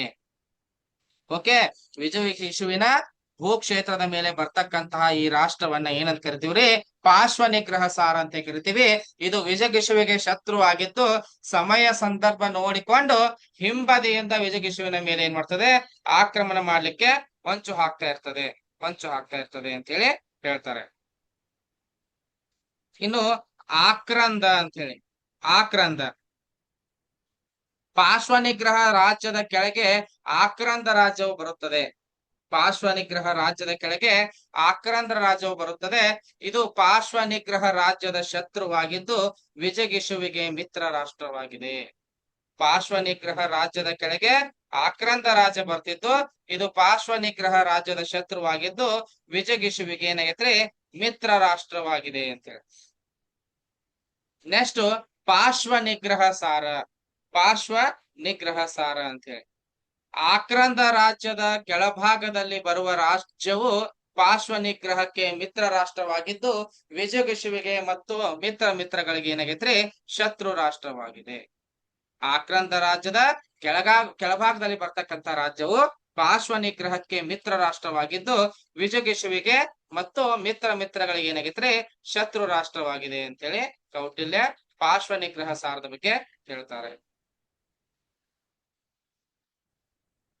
ನೆಕ್ಸ್ಟ್ ಆಕ್ರಂದ ಅಂತ ನೋಡಿದಾಗ ಇದು ಆಕ್ರಂದ ರಾಜ್ಯಕ್ಕೆ ಮಿತ್ರನಾಗಿದ್ದು ವಿಜಯಗಿಶುವಿಗೆ ಏನ್ ಮಾಡೈತ್ರಿ, ತನ್ನ ಬೆಂಬಲವನ್ನ ನೀಡ್ತದೆ ಹಾಗೂ ಪಾರ್ಶ್ವ ನಿಗ್ರಹಕ್ಕೆ ಶತ್ರು ರಾಷ್ಟ್ರವಾಗಿದೆ ಅಂತ ಹೇಳಿ ಹೇಳ್ಬೋದು. ಈ ನೆಕ್ಸ್ಟ್ ಬರ್ತಕ್ಕಂಥದ್ದು ಯಾವ್ದಂದಾಗ ಮಧ್ಯಮ. ವಿಜಯಗಿಶು ಮತ್ತು ಅರೆ ರಾಜ್ಯಗಳ ಎರಡರ ಭೂ ಪ್ರದೇಶಕ್ಕೆ ತಾಗಿರುವಂತೆ ತನ್ನ ಭೂ ಪ್ರದೇಶವನ್ನ ಮಧ್ಯಮ ಹೊಂದಿದ್ದು ವಿಜಯಗಿಶು ಮತ್ತು ಅರಿಗೆ ಶತ್ರು ರಾಷ್ಟ್ರವಾಗಿದೆ. ನೆನಪಿಟ್ಕೋರಿ, ಮಧ್ಯಮ ರಾಜ್ಯದ ಬಗ್ಗೆ ಹೇಳ್ಬೇಕಾಗಿತ್ತಂದ್ರ ಇದು ವಿಜಯಗಿಶು ಮತ್ತು ಅರೆ ರಾಜ್ಯಗಳ ಎರಡರ ಭೂ ಪ್ರದೇಶಕ್ಕೆ ತಾಗಿರುವಂತೆ ತನ್ನ ಭೂ ಪ್ರದೇಶವನ್ನ ಹೊಂದಿದ್ದು ವಿಜಯಗಿಶು ಮತ್ತು ಅರಿಗೆ ಶತ್ರು ರಾಷ್ಟ್ರವಾಗಿದೆ. ಕೊನೆಯದಾಗಿ ಬರ್ತಕ್ಕಂಥದ್ದು ಮಂಡಳ ಸಿದ್ಧಾಂತದೊಳಗೆ ಉದಾಸೀನ ಈ ಉದಾಸೀನ ಐತಲ್ಲ, ಇದು ಉಳಿದ 11 ರಾಜ್ಯಗಳಿಗಿಂತ ದೂರವಾಗಿದ್ದು ಯಾವುದೇ ರೀತಿಯಲ್ಲಿ ಭೌಗೋಳಿಕ ಸಂಬಂಧವನ್ನ ಹೊಂದಿಲ್ಲದೆ ವಿಜಿಗಿಷು, ಅರಿ ಮುಂತಾದ ರಾಷ್ಟ್ರಗಳಿಗಿಂತ ಎಲ್ಲಾ ವಿಷಯಗಳಲ್ಲೂ ಶಕ್ತಿಶಾಲಿಯಾಗಿದೆ. ಉದಾಸೀನ ಏನಾಗಿದ್ರೆ ಇದು 11 ರಾಜ್ಯಗಳಿಗಿಂತ ದೂರವಾಗಿದ್ದು ಯಾವುದೇ ರೀತಿಯಲ್ಲಿ ಭೌಗೋಳಿಕ ಸಂಬಂಧವನ್ನ ಹೊಂದಿಲ್ಲದೆ ವಿಜಿಗಿಷು, ಅರಿ ಮುಂತಾದ ರಾಷ್ಟ್ರಗಳಿಗಿಂತ ಎಲ್ಲಾ ವಿಷಯಗಳಲ್ಲಿ ಏನಾಗಿದೆ, ಶಕ್ತಿಶಾಲಿಯಾಗಿದೆ. ಅಂತಾರಾಷ್ಟ್ರೀಯ ಶಾಂತಿಯ ಸಿದ್ಧಾಂತದ ಪ್ರತಿಪಾದನೆಯಲ್ಲಿ ಕೌಟಿಲ್ಯನ ಉದ್ದೇಶ ಏನು? ಏನಾತನ ಉದ್ದೇಶ ನೋಡ್ರಿ, ಈ ಲೈನ್ ಕೇಳ್ತಾರೆ. ಅಂತಾರಾಷ್ಟ್ರೀಯ ಶಾಂತಿ ಸಿದ್ಧಾಂತದ ಪ್ರತಿಪಾದನೆಯಲ್ಲಿ ಕೌಟಿಲ್ಯನ ಉದ್ದೇಶ ಏನಂತ ಹೇಳಿದ್ರೆ ವಿಶ್ವ ಸಾಮ್ರಾಜ್ಯದ ಸ್ಥಾಪನೆ. ವಿಶ್ವ ಸಾಮ್ರಾಜ್ಯದ ಸ್ಥಾಪನೆ. ವಿಶ್ವ ಸಾಮ್ರಾಜ್ಯದ ಸ್ಥಾಪನೆ. ವಿಶ್ವ ಸಾಮ್ರಾಜ್ಯ ಅಂದ್ರೆ ಏನು ಅಂತಂದಾಗ, ವಿಶ್ವ ಸಾಮ್ರಾಜ್ಯ ಅಂತಂದ್ರೆ ಏನು ಅಂತಂದಾಗ ಭಾರತದ ರಾಜ್ಯಗಳ ಸಮೂಹವೆಂದು ಎಲ್ಲಾ ರಾಜ್ಯಗಳು ತಮ್ಮದೇ ಆದ ಭೌಗೋಳಿಕ ಅಸ್ತಿತ್ವವನ್ನು ಹೊಂದಿರಬೇಕಂತಕ್ಕಂಥದ್ದು ಏನಾಗೈತ್ರಿ ಕೌಟಿಲ್ಯನ ಮಂಡಲ ಸಿದ್ಧಾಂತದ ಪ್ರಮುಖ ಉದ್ದೇಶವಾಗಿದೆ. ಕೇಳಬಹುದು ಇದನ್ನು. ವಿಶ್ವ ಸಾಮ್ರಾಜ್ಯ ಸ್ಥಾಪನೆ ಮಾಡ್ತಕ್ಕಂಥದ್ದು ಕೌಟಿಲ್ಯನ ಉದ್ದೇಶ ಆಗಿತ್ತು. ಹಂಗಾದ್ರೆ ವಿಶ್ವ ಸಾಮ್ರಾಜ್ಯ ಅಂತಂದ್ರೆ ಏನು? ಭಾರತದ ರಾಜ್ಯಗಳ ಸಮೂಹವೆಂದು ಎಲ್ಲಾ ರಾಜ್ಯಗಳು ತಮ್ಮದೇ ಆದ ಭೌಗೋಳಿಕ ಅಸ್ತಿತ್ವವನ್ನು ಹೊಂದಿರಬೇಕಂತಕ್ಕಂಥದ್ದು ಕೌಟಿಲ್ಯನ ಮಂಡಲ ಸಿದ್ಧಾಂತದ ಪ್ರಮುಖವಾದಂತ ಉದ್ದೇಶವಾಗಿತ್ತು. ಮಂಡಲ ಸಿದ್ಧಾಂತದ ಮೇಲೆ ಒಂದು ಪ್ರಶ್ನೆ ಬರ್ತಾ ಇರ್ತದೆ ಅವಾಗ. ಇನ್ನೆಷ್ಟು ಬರ್ತಕ್ಕಂಥದ್ದು ಯಾವುದು ಅಂತಂದಾಗ ನಿಮ್ಗೆ ಸುಮ್ನೆ ಹೈಲೈಟ್ಸ್ ಹೇಳ್ಬಿಡ್ತೀನಿ ನಿಮ್ಗೆ ಅಷ್ಟೇ. ಯಾವುದು? ಕೌಟಿಲ್ಯನ ಷಡ್ಗುಣ ಸಿದ್ಧಾಂತ. ಷಡ್ಗುಣ ಸಿದ್ಧಾಂತ ಅಂತೇಳಿ ಏನು ಷಡ್ಗುಣ ಸಿದ್ಧಾಂತ ಅಂತಂದ್ರೆ, ಒಂದು ರಾಜ್ಯವು ತನ್ನ ವಿದೇಶಾಂಗ ನೀತಿಯನ್ನ ಅನುಸರಿಸುವಾಗ 6 ಸೂತ್ರಗಳನ್ನ ಅಥವಾ ನೀತಿಗಳನ್ನ ಪಾಲಿಸಬೇಕೆಂದು ಕೌಟಿಲ್ಯ ಹೇಳುತ್ತಾನೆ. ಏನ್ರಿ? ಒಂದು ರಾಜ್ಯವು ತನ್ನ ವಿದೇಶಾಂಗ ನೀತಿಯನ್ನ ಅನುಸರಿಸುವಂತಹ ಸಂದರ್ಭದಲ್ಲಿ 6 ಸೂತ್ರಗಳನ್ನ ಅಥವಾ 6 ನೀತಿಗಳನ್ನ ಪಾಲಿಸಬೇಕಂತ ಕೌಟಿಲ್ಯ ಹೇಳ್ತಾನೆ. ಆ 6 ನೀತಿಗಳನ್ನ ಷಡ್ಗುಣ ಸಿದ್ಧಾಂತ ಎನ್ನಲಾಗಿದೆ. ಆ 6 ನೀತಿಗಳನ್ನ ಏನಂತ ಕರೀತಾರೆ? ಷಡ್ಗುಣ ಸಿದ್ಧಾಂತ ಅಂತ ಕರೀತಾರೆ. ಹಂಗಾದ್ರೆ ಯಾವ 6 ಗುಣಗಳು, ಯಾವ ಷಡ್ಗುಣಗಳು ಅಂತ ನಾವು ನೋಡ್ತಾ ಹೋದಾಗ, ಮೊದಲನೇದು ಸಂಧಿ ಅಥವಾ ಶಾಂತಿ ಒಪ್ಪಂದ. ಸಂಧಿ ಅಥವಾ ಶಾಂತಿ ಒಪ್ಪಂದ. ಎರಡನೇದು ವಿಗ್ರಹ ಅಥವಾ ಯುದ್ಧ ನೀತಿ. ವಿಗ್ರಹ ಅಥವಾ ಯುದ್ಧ ನೀತಿ. ಮೂರನೇದು ಯಾನ ಅಥವಾ ಶಕ್ತಿ ಪ್ರದರ್ಶನ. ಯಾನ ಅಥವಾ ಶಕ್ತಿ ಪ್ರದರ್ಶನ. ನಾಲ್ಕನೇದು ಆಸನ ಅಥವಾ ತಟಸ್ಥತೆ. ಆಸನ ಅಥವಾ ತಟಸ್ಥತೆ. ಐದನೇದು ಸಂಶಯ ಅಥವಾ ಆಶ್ರಯ ಪಡೆಯುವುದು. ಸಂಶಯ ಅಥವಾ ಆಶ್ರಯ ಪಡೆಯುವುದು. ಆರನೇದು ದ್ವೇವೀಭವ ಅಥವಾ ದ್ವಂದ್ವ ನೀತಿ. ದ್ವೇವೀಭವ ಅಥವಾ ದ್ವಂದ್ವ ನೀತಿ ಅಂತ ಹೇಳಿ ನೆನಪಿಟ್ಕೋರಿ. ಕೌಟಿಲ್ಯನ ಷಡ್ಗುಣ ಸಿದ್ಧಾಂತ ಅಂತಂದಾಗ ಒಂದು ರಾಜ್ಯವು ತನ್ನ ವಿದೇಶಾಂಗ ನೀತಿಯನ್ನು ಅನುಸರಿಸುವಂತಹ ಸಂದರ್ಭದಲ್ಲಿ 6 ಸೂತ್ರಗಳನ್ನ ಅಥವಾ 6 ನೀತಿಗಳನ್ನ ಪಾಲಿಸಬೇಕಂತ ಕೌಟಿಲ್ಯ ಹೇಳ್ತಾನೆ. ಆ 6 ಸೂತ್ರಗಳನ್ನ ಅಥವಾ ಆ 6 ನೀತಿಗಳನ್ನ ಏನಂತ ಕರಿತಾ ಇದ್ದಾರೆ? ಷಡ್ಗುಣ ಸಿದ್ಧಾಂತ ಅಂತ ಕರಿತಾ ಇದ್ದಾರೆ. ಆ 6 ಗುಣಗಳು ಯಾವುವು ಅಂತಂದಾಗ, ಒಂದು ಸಂಧಿ ಅಥವಾ ಶಾಂತಿ ಒಪ್ಪಂದ, ಎರಡನೇದು ವಿಗ್ರಹ ಅಥವಾ ಯುದ್ಧ ನೀತಿ, ಮೂರನೇದು ಯಾನ ಅಥವಾ ಶಕ್ತಿ ಪ್ರದರ್ಶನ, ನಾಲ್ಕನೇದು ಆಸನ ಅಥವಾ ತಾಟಸ್ಥ್ಯತೆ, ಐದನೇದು ಸಂಶಯ ಅಥವಾ ಆಶ್ರಯ ಪಡೆಯುವುದು, ಆರನೇದು ದ್ವೇವೀಭವ ಅಥವಾ ದ್ವಂದ್ವ ನೀತಿ ಅಂತ ಹೇಳಿ ಕೌಟಿಲ್ಯನ ಷಡ್ಗುಣ ಸಿದ್ಧಾಂತಗಳ ಬಗ್ಗೆ ಹೇಳ್ತಾರೆ. ಕೌಟಿಲ್ಯನ ಮಂಡಲ ಸಿದ್ಧಾಂತವನ್ನ ಪಾಲಿಸಿಕೊಂಡು ಬರಲು ಆತ ಏನ್ ಮಾಡ್ತಾನೆ? ಷಡ್ಗುಣ ಸಿದ್ಧಾಂತವನ್ನ ಪ್ರತಿಪಾದಿಸಿದ್ದಾನೆ. ಮಂಡಲ ಸಿದ್ಧಾಂತವನ್ನ ಪಾಲಿಸಿಕೊಂಡು ಬರ್ಲಿಕ್ಕೆ ಷಡ್ಗುಣ ಸಿದ್ಧಾಂತವನ್ನ ಪ್ರತಿಪಾದಿಸ್ತಾ ಬಂದಿದ್ದಾನೆ. ಪ್ರಮುಖವಾಗಿ ಹೇಳ್ಬೇಕಾಗಿತ್ತಂದ್ರೆ, ಕೌಟಿಲ್ಯನು ಈ 6 ನೀತಿಗಳಲ್ಲಿ, ಆ 6 ನೀತಿಗಳಲ್ಲಿ ಯಾವುದಕ್ಕೆ ಹೆಚ್ಚು ಪ್ರಾಮುಖ್ಯತೆಯನ್ನು ನೀಡಿದ್ದಾನೆ ಅಂದ್ರೆ ಸಂಧಿಗೆ. ಸಂಧಿಗೆ ಹೆಚ್ಚು ಪ್ರಾಮುಖ್ಯತೆಯನ್ನ ನೀಡಿದ್ದಾನೆ. ಸಂಧಿಗೆ ಏನ್ ಮಾಡಿದ್ರೆ ಕೌಟಿಲ್ಯ ಹೆಚ್ಚಿನ ಪ್ರಾಮುಖ್ಯತೆಯನ್ನ ನೀಡಿರುವಂತದ್ದನ್ನ ನಾವು ಕಾಣ್ತಾ ಇದ್ದೀವಿ. ಓಕೆ, ಒಂದೊಂದಾಗಿ ನೋಡ್ತಾ ಹೋಗ್ಬಿಟ್ಟು ಯಾವ್ದು? ಒಂದೇದು ಸಂಧಿ ಅಥವಾ ಶಾಂತಿ ಒಪ್ಪಂದ. ಸಂಧಿ ಅಥವಾ ಶಾಂತಿ ಒಪ್ಪಂದ. ಸಂಧಿ ಎಂದರೆ ಒಪ್ಪಂದದ ಮೂಲಕ ಒಂದು ರಾಷ್ಟ್ರ ಇನ್ನೊಂದು ರಾಷ್ಟ್ರದೊಡನೆ ಶಾಂತಿ, ಸಹಕಾರ, ಮನೋಭಾವನೆಯನ್ನ ಉಂಟು ಮಾಡ್ತಕ್ಕಂಥದ್ದಾಗಿದೆ. ಸಂಧಿ ಅಂದ್ರೆ ಏನ್ರಿ? ಒಪ್ಪಂದದ ಮೂಲಕ ಒಂದು ರಾಷ್ಟ್ರ ಇನ್ನೊಂದು ರಾಷ್ಟ್ರದ ಜೊತೆಗೆ ಏನ್ ಮಾಡಿದ್ರೆ ಶಾಂತಿ, ಸಹಕಾರ, ಮನೋಭಾವನೆಯನ್ನ ಉಂಟು ಮಾಡ್ತಕ್ಕಂಥದ್ದಾಗಿದೆ.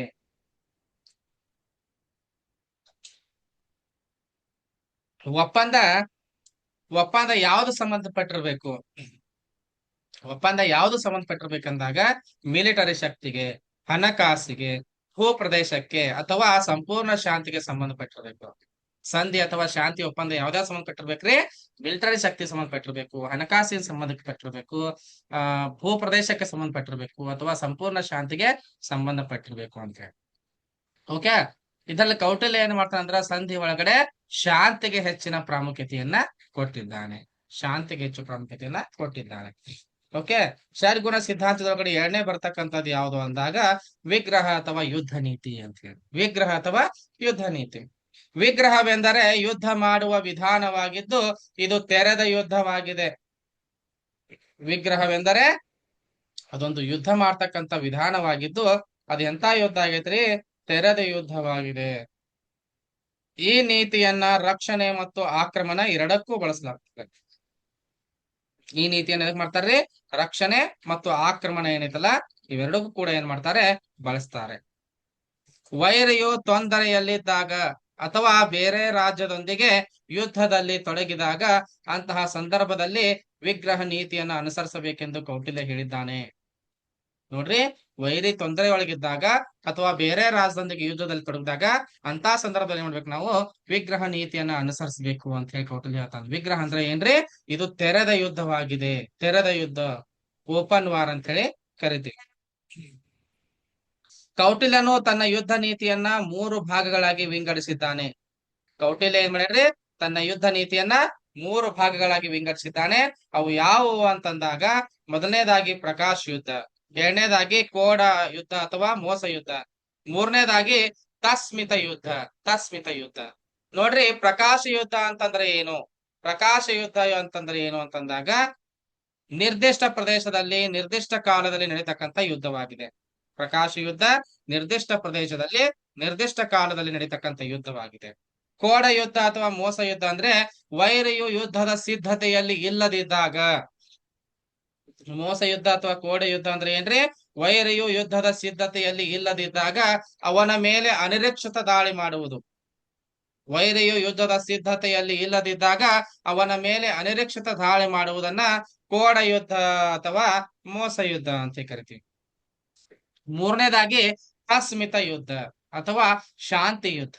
ಮೂರನೇದಾಗಿ ತಸ್ಮಿತ ಯುದ್ಧ ಅಥವಾ ಶಾಂತಿ ಯುದ್ಧ. ಇವು 3 ಏನಿದಾವಲ್ಲ, ಏನ್ರಿ? ಪ್ರಕಾಶ್ ಯುದ್ಧ, ಕೋಡ ಯುದ್ಧ ಅಥವಾ ಮೋಸ ಯುದ್ಧ, ಮೂರನೇ ತಸ್ಮಿತ ಯುದ್ಧ ಹೇಳ್ತಾ ಇದ್ದೀನಿ. ಇವು 3 ಕೌಟಿಲ್ಯನ ಯುದ್ಧದ 3 ವಿಭಾಗಗಳು ಅಂತೇಳಿ.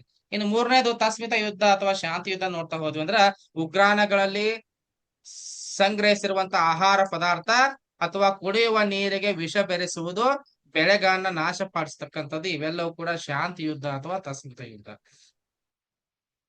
ಏನ್ರಿ? ತಸ್ಮಿತ ಯುದ್ಧ ಅಥವಾ ಶಾಂತಿ ಯುದ್ಧ ಅಂದ್ರೆ ಏನ್ರಿ? ಉಗ್ರಾಣಗಳಲ್ಲಿ ಸಂಗ್ರಹಿಸಿಟ್ಟಿರ್ತಕ್ಕಂಥ ಆಹಾರ ಪದಾರ್ಥಗಳನ್ನ ಅಥವಾ ಕುಡಿಯುವ ನೀರಿಗೆ ಏನ್ ಮಾಡಿದ್ರಿ? ವಿಷವನ್ನ ಬೆರೆಸ್ತಕ್ಕಂಥದ್ದು, ಬೆಳೆಗಳನ್ನ ನಾಶ ಮಾಡ್ತಕ್ಕಂಥದ್ದು, ಇದೇನೈತ್ರಿ? ತಸ್ಮಿತ ಯುದ್ಧವಾಗಿದೆ. ತಸ್ಮಿತ ಯುದ್ಧವಾಗಿದೆ ಅಂತ ಹೇಳಿ ಕೌಟಿಲ್ಯ ಹೇಳ್ತಾನೆ. ನೋಡ್ರಿ, ಕೌಟಿಲ್ಯ ಹೇಳ್ತಾನೆ, ರಾಜನು ಶಕ್ತಿಯುತವಾಗಿದ್ದಾಗ ತೆರೆದ ಯುದ್ಧವನ್ನ, ರಾಜನು ಶಕ್ತಿಯುತವಾಗಿದ್ದಾಗ ತೆರೆದ ಯುದ್ಧವನ್ನ, ದುರ್ಬಲನಾಗಿದ್ದಾಗ ಮೋಸ ಯುದ್ಧವನ್ನ, ದುರ್ಬಲವಾಗಿದ್ದಾಗ ಮೋಸ ಯುದ್ಧವನ್ನು ಮಾಡ್ಬೇಕಂತ ಹೇಳಿ ಕೌಟಿಲ್ಯ ಹೇಳ್ತಾನೆ. ಏನ್ರಿ? ರಾಜನು ಶಕ್ತಿಯುತವಾಗಿದ್ದಾಗ ತೆರೆದ ಯುದ್ಧವನ್ನ, ದುರ್ಬಲನಾಗಿದ್ದಾಗ ಮೋಸ ಯುದ್ಧವನ್ನ ಮಾಡ್ಬೇಕಂತ ಹೇಳಿ ಏನ್ ಮಾಡ್ತಾನ್ರಿ ಕೌಟಿಲ್ಯ ಹೇಳ್ತಾನೆ. ಯುದ್ಧದಲ್ಲಿ ಗೆಲುವನ್ನ ಸಾಧಿಸಲು ಕೌಟಿಲ್ಯನು 3 ಕುಟಿಲ ನೀತಿಗಳನ್ನ ಹೇಳಿದ್ದಾನೆ. ಯುದ್ಧ ಒಳಗೆ ಗೆಲ್ಬೇಕಾಗಿತ್ತಂದ್ರ 3 ಕುಟಿಲ ನೀತಿಗಳನ್ನ ಹೇಳ್ತಾನ್ರಿ ಕೌಟಿಲ್ಯ. ಅವ್ ಯಾವ ಅಂದಾಗ, ಒಂದು ಧರ್ಮ ವಿಜಯ, ಲೋಭ ವಿಜಯ, ಅಸುರ ವಿಜಯ. ಧರ್ಮ ವಿಜಯ, ಲೋಭ ವಿಜಯ ಅಥವಾ ಅಸುರ ವಿಜಯ ಅಂತ ಹೇಳಿ 3 ರೀತಿಯ ಕುಟಿಲ ನೀತಿಗಳನ್ನ ಏನ್ ಮಾಡ್ತಾನೆ ಕೌಟಿಲ್ಯ ಹೇಳ್ತಾನೆ. ಇಂಥ ಕುಟಿಲ ನೀತಿಗಳಿಂದಲೇ ಅವನನ್ನ ಕೌಟಿಲ್ಯ ಅಂತ ಹೇಳಿ ಕರೀತಾರೆ. ನೆಕ್ಸ್ಟ್ ಯಾನ ಅಥವಾ ಬಲ ಪ್ರದರ್ಶನ. ಷಡ್ಗುಣ ಸಿದ್ಧಾಂತ ಬರ್ತಕ್ಕಂಥ ಮೂರನೇದು ಯಾನ ಅಥವಾ ಬಲ ಪ್ರದರ್ಶನ. ನೋಡ್ರಿ, ಯಾನ ಅಂತ ಹೇಳಿದ್ರೆ ಯುದ್ಧದಲ್ಲಿ ತಯಾರಿ ನಡೆಸುತ್ತಾ ವೈರಿಗೆ ತನ್ನ ಬಲ ಎಷ್ಟಿದೆ ಎಂದು ತಿಳಿಯುವಂತೆ ಮಾಡ್ತಕ್ಕಂಥದ್ದು. ಯಾನ ಅಂದ್ರೆ ಏನ್ರಿ? ಯುದ್ಧಕ್ಕಾಗಿ ತಯಾರಿಯನ್ನು ನಡೆಸುತ್ತಾ ತನ್ನ ವೈರಿಗಳಿಗೆ ತನ್ನ ಬಲ ಎಷ್ಟಿದೆ ಅಂತ ಹೇಳಿ ತಿಳಿಯುವಂತೆ ಮಾಡುವುದಕ್ಕೆ ಏನಂತ ಕರಿತೀವ್ರಿ? ಯಾನ ಅಥವಾ ಬಲ ಪ್ರದರ್ಶನ. ಫಾರ್ ಎಕ್ಸಾಂಪಲ್, ಉತ್ತರ ಕೊರಿಯಾ, ಅಮೆರಿಕ ಮಾಡ್ತಾವಲ್ರಿ, ಅದನ್ನೇ. ನೆಕ್ಸ್ಟ್ ಆಸನ ಅಥವಾ ತಟಸ್ಥ. ಷಡ್ಗುಣ ಸಿದ್ಧಾಂತ 4ನೇ ಬರ್ತಕ್ಕಂಥದ್ದು ಆಸನ ಅಥವಾ ತಟಸ್ಥ ಅಂತ ಹೇಳಿ. ನೋಡ್ರಿ, ಕೌಟಿಲ್ಯನ ಪ್ರಕಾರ ಆಸನ ಎಂದರೆ ಯಾವಾಗಲೂ ತಟಸ್ಥವಾಗಿರುವುದು ಎಂದರ್ಥವಲ್ಲ. ಕೌಟಿಲ್ಯನ ಪ್ರಕಾರ ಆಸನವೆಂದರೆ ಯಾವಾಗಲೂ ತಟಸ್ಥವಾಗಿರುವುದು ಎಂದರ್ಥವಲ್ಲ, ಸ್ವಲ್ಪ ಕಾಲ ಸುಮ್ಮನಿರುವುದು. ಸ್ವಲ್ಪ ಕಾಲ ಏನ್ ಮಾಡಿದ್ರೆ ಸುಮ್ಮನಿರುವುದು.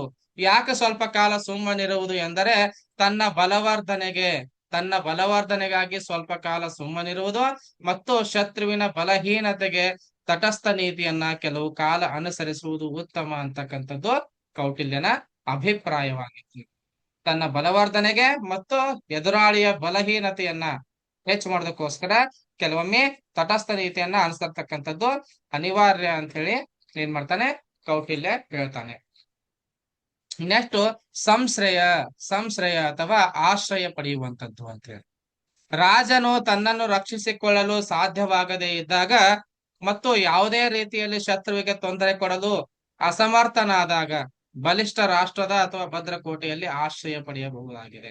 ಸಂಶ್ರಯ ಮತ್ತು ಆಶ್ರಯ ಪಡೆಯತಕ್ಕಂಥದ್ದು ಏನ್ರಿ, ರಾಜ ತನ್ನನ್ನು ರಕ್ಷಿಸಿಕೊಳ್ಳಲು ಸಾಧ್ಯವಾಗದೇ ಇದ್ದಾಗ ಮತ್ತು ಯಾವುದೇ ರೀತಿಯಲ್ಲಿ ಶತ್ರುವಿಗೆ ತೊಂದರೆ ಕೊಡಲು ಅಸಮರ್ಥನಾಗಿದ್ದಾಗ, ಶತ್ರುವಿಗೆ ತೊಂದರೆ ಕೊಡಕ್ ಅಸಮರ್ಥ ಆದಂದ್ರ ಅಂತ ಸಂದರ್ಭದಾಗ ಏನ್ ನೋಡ್ರಿ, ಬಲಿಷ್ಠ ರಾಷ್ಟ್ರ ಅಥವಾ ಭದ್ರಕೋಟೆಯಲ್ಲಿ ಆಶ್ರಯ ಪಡಿತಕ್ಕಂಥದ್ದಕ್ಕೆ ಸಂಶ್ರಯ ಅಂತ ಹೇಳಿ ಕರೀತಾರೆ. ನೆಕ್ಸ್ಟ್ ದ್ವೇಧಿ ಭವ, ದ್ವೇಧಿ ಭವ ಅಂತ ಹೇಳಿ. ಓಕೆ, ದ್ವೇಧಿ ಭವ ಅಂತಂದ್ರ ಯುದ್ಧ ನೀತಿ ಮತ್ತು ಶಾಂತಿ ಒಪ್ಪಂದ ಇವೆರಡನ್ನೂ ಏಕಕಾಲದಲ್ಲಿ ಅನುಸರಿಸುವಂತಹ ದ್ವಂದ್ವ ನೀತಿ ಆಗಿದೆ. ದ್ವೇಧಿ ಭವ ಅಂತಂದ್ರೆ ಏನ್ರಿ, ಯುದ್ಧ ನೀತಿ ಮತ್ತು ಶಾಂತಿ ಒಪ್ಪಂದದವಲ್ಲ, ಇವೆರಡನ್ನೂ ಕೂಡ ಏನ್ ಮಾಡೋದ್ರಿ ಏಕಕಾಲದಲ್ಲಿ ಅನುಸರಣೆ ಮಾಡ್ತಕ್ಕಂತ ಪದ್ಧತಿಯನ್ನ ದ್ವಂದ್ವ ನೀತಿ ಅಥವಾ ದ್ವೇಧಿ ಭವ ಅಂತ ಹೇಳಿ ಕರೀತಾರೆ. ಅಂದರೆ ಏಕಕಾಲದಲ್ಲಿ ಒಂದು ರಾಜ್ಯದೊಡನೆ ಯುದ್ಧ ಮಾಡುತ್ತಾ ಇನ್ನೊಂದು ರಾಜ್ಯದೊಡನೆ ತನ್ನ ಅವಶ್ಯಕತೆ ತಕ್ಕಂತೆ ಒಪ್ಪಂದ ಮಾಡಿಕೊಂಡು ಇದರಿಂದ ಸಹಾಯ ಪಡೆದು ಯುದ್ಧದಲ್ಲಿ ಜಯಗಳಿಸುವುದು. ನೋಡ್ರಿ, ದ್ವೇಧಿ ಭವ ಅಂದ್ರೆ ಹೆಂಗಂದ್ರ ಉದಾಹರಣೆ ಕೊಡ್ತಾರ ಅವರು, ಏಕಕಾಲದಲ್ಲಿ ಒಂದು ರಾಜ್ಯದ ಜೊತೆಗೆ ಯುದ್ಧ ಮಾಡ್ತಾ ಇನ್ನೊಂದು ರಾಜ್ಯದ ಜೊತೆಗೆ ತನ್ನ ಅವಶ್ಯಕತೆಗೆ ತಕ್ಕಂತೆ ಒಪ್ಪಂದ ಮಾಡಿಕೊಂಡು ಇದರಿಂದ ಸಹಾಯವನ್ನ ಪಡ್ಕೊಂಡು ಯುದ್ಧದಲ್ಲಿ ಜಯಗಳಿಸ್ತಕ್ಕಂಥದ್ದು ಏನಾಗೈತ್ರಿ, ದ್ವೇಧಿ ಭವ ಆಗೈತಿ. ಇದು ಕೌಟಿಲ್ಯ ವಿವರಿಸಿರುವಂತಹ ಕುಟಿಲ ನೀತಿಗಳಲ್ಲಿ, ಕುಟಿಲ ನೀತಿಗಳಲ್ಲಿ ಒಂದಾಗಿದೆ ಅಂತ. ಓಕೆ, ಈ ಮೇಲೆ ವಿವರಿಸಿರುವಂತಹ ಷಡ್ಗುಣ ಸಿದ್ಧಾಂತದ ಮೂಲಕ ವಿಜಯಗಿಶ್ವನಿಗೆ ಅಂದ್ರೆ ವಿದೇಶಾಂಗ ವ್ಯವಹಾರವನ್ನು ನಡೆಸಬೇಕಂತ ಹೇಳಿ ಕೌಟಿಲ್ಯರವ್ರು ಏನ್ ಮಾಡ್ತಾರೆ, ತಿಳಿಸಿಕೊಡುವಂತಹ ಕೆಲಸವನ್ನ ಮಾಡ್ತಾರ್ರಿ. ನೆನಪಿರ್ಲಿ, ಪರೀಕ್ಷಾ ದೃಷ್ಟಿಯಿಂದ ಕೌಟಿಲ್ಯ ಬಹಳ ಇಂಪಾರ್ಟೆಂಟ್. 1 ಅಥವಾ 2 ಪ್ರಶ್ನೆಗಳು ಕಡ್ಡಾಯವಾಗಿ ಏನ್ ಮಾಡ್ತಾವ್ರಿ ಈ ಭಾಗದಿಂದ ಬರ್ತಾ ಇರ್ತಾವೆ. ಹಾಗಾಗಿ ಸ್ಕಿಪ್ ಮಾಡದೆ ನೋಡ್ಬೇಕು. ಯಾಕಂದ್ರ ಬಹಳಷ್ಟು ಜನ ನಾವು ಪರೀಕ್ಷೆ ಒಳಗೆ ಏನ್ ಮಾಡ್ತೀವಿ ಆ ಸರ್ 2 ಮಾರ್ಕ್ಸ್ ಇಂದ ಹೋತ್ರಿ, 4 ಮಾರ್ಕ್ಸ್ ಇಂದ ಹೋತ್ರಿ ಅನ್ನೋಂಥವ್ರು ಅದೀವಿ. ಆ 2 ಮಾರ್ಕ್ಸ್ 4 ಮಾರ್ಕ್ಸ್ ಎಲ್ಲಿಂದ ಹೋಗ್ತಾವ ಅಂತಂದಾಗ ಇದೇ ಭಾಗದಿಂದ ಹೋಗ್ತಾ ಇರ್ತಾವ. ನೀವು ನೆಗ್ಲೆಕ್ಟ್ ಮಾಡ್ತಾ ಇರ್ತೀವಿ, ಇಲ್ಲಿಂದಾನೆ ಹೋಗ್ತಾ ಇರ್ತಾವ. ನೀವ್ ಇಲ್ಲಿ ಪರ್ಫೆಕ್ಟ್ ಆಗಿ ಓದ್ಕೊಂಡ್ಬಿಟ್ಟಂದ್ರ Indian political thoughts, western political thoughts, Indian constitution, Indian administration, public administration ಇವನ್ನ ಪರ್ಫೆಕ್ಟ್ ಆಗಿ ನೋಡ್ಕೊಂಡ್ಬಿಟ್ಟಂದ್ರ ನೀವು 100% ಸೋಲೋದಕ್ಕೆ ಸಾಧ್ಯವೇ ಇಲ್ಲ. ಆದ್ರೆ ನಾವೇನ್ ಮಾಡ್ತೀವ್ರಿ, ಎಲ್ಲವನ್ನ ಇಡಿಯಾಗಿ ಇಡ್ಕೊಂಡ್ ಕೂತಾಗ ಸಮಸ್ಯೆಗಳು ಉಂಟಾಗ್ತಾ ಇರ್ತಾವ. ನಾವು ಸೆಲೆಕ್ಟೆಡ್ ಚಾಪ್ಟರ್ ಗಳನ್ನ ಪರ್ಫೆಕ್ಟ್ ಆಗಿ ಮಾಡ್ಕೊಂಡಿದ್ರೆ ಗೆಲುವಿಗೆ ಹತ್ತಿರ ಆಗ್ತೀವಿ ಅಂತಕ್ಕಂಥ ಮಾತನ್ನ ಹೇಳಿ, ನಮ್ಮಲ್ಲಿ ಒಂದ್ ಸ್ವಲ್ಪ ಮಳೆ ವಾತಾವರಣ ಇರೋದ್ರಿಂದ ಇವತ್ತು ತರಗತಿಯನ್ನ ಬೇಗ ತೆಗೆದುಕೊಳ್ಬೇಕಾಯ್ತು. ನಾವು ಸಾಯಂಕಾಲ ತಗೋಬಹುದು, ಬಟ್ ಮಳೆ ಬಂದು ಅಡಚಣೆ ಆಗತ್ತೈತಿ. ಈಗ 1 ವಾರ ಹೆಚ್ಚು ಕಮ್ಮಿ ತರಗತಿ ತಗೊಂಡಿಲ್ಲ, ನಿಮ್ಗೆ ಅನಾನುಕೂಲ ಆಗ್ಬಾರ್ದು ಅನ್ನೋ ಕಾರಣಕ್ಕೋಸ್ಕರ ಬೇಗ ತೆಗೆದುಕೊಂಡಿದ್ದೀನಿ. ಎಲ್ರೂ ಕೂಡ ಧನ್ಯವಾದಗಳು. ಮುಂದಿನ ತರಗತಿ ಒಳಗಡೆ ಮತ್ತೆ ಸಿಗೋಣ. Thank you. ಸರ್ ಹಂಗ ಅದ್ರ ನಾವ್ ಟೈಮೇ ಗೊತ್ತಾಗಲ್ರಿ, ಮುಗಿಯೋ ಟೈಮಿಗೆ ನಾವ್ ಜಾಯ್ನ್ ಆಗ್ಲತ್ತಿದೇವ್. ಗ್ರೂಪ್ ನೋಡ್ರಿ ಮೇಡಮ್, ಒಂದ್ ಸ್ವಲ್ಪ ಗ್ರೂಪ್ ನೋಡ್ತಾ ಇರ್ರಿ. ಹಾ, ಯಾಕಂದ್ರ ಮೊಬೈಲ್ ಸಾಯಂಕಾಲ ಕ್ಲಾಸ್ ಇರ್ತದ ಅಂತೇಳಿ ನಾವು ನೆಗ್ಲೆಕ್ಟ್